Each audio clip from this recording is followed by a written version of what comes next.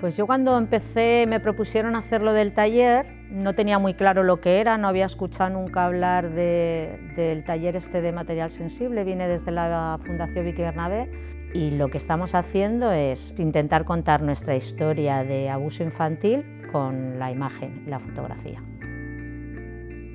Mi proyecto es como todo el recorrido de mi vida, es como un mensaje en positivo de que aunque haya sido un camino con sus luces y sus sombras, no cambiaría nada de mi vida, porque este recorrido y este camino me ha llegado a ser la mujer que soy y me gusta la mujer que soy y lo que tengo y en el momento que estoy. Entonces, al final es por muy duro que haya sido, no quitaría ningún pedazo de mí.